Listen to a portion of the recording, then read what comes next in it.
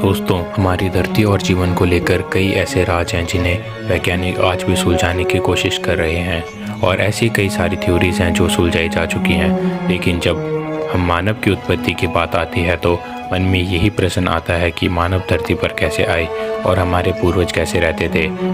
जब ये सवाल हमारे मन में आता है तो डार्विन की थ्योरी सबसे आगे होती है, जिसके अनुसार हम ये बोल सकते हैं कि हमारे पूर्वज बंदर थे और हम बंदर से इंसान बने हैं। डार्विन ने एक जहाज़ पर 5 साल तक दुनिया में यात्रा की थी और उसी टाइम उन्होंने कई नई चीज़ों के बारे में जानने का प्रयास किया था, जिनमें से थी एक थ्योरी ऑफ इवोल्यूशन यानी जीवन की उत्पत्ति, और इस पर उनकी अधिक रुचि भी थी।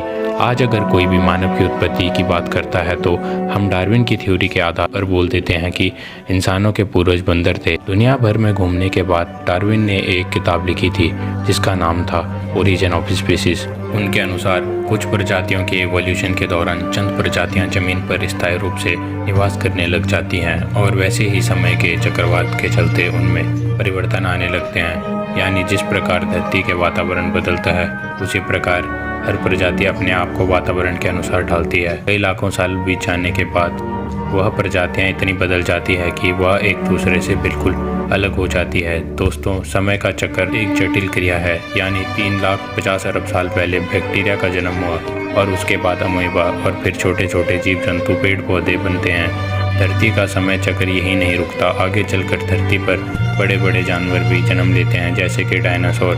फिर कई सालों के राज के बाद डायनासोर भी विलुप्त हो जाते हैं और फिर सत्ता आती है मानव के हाथ में।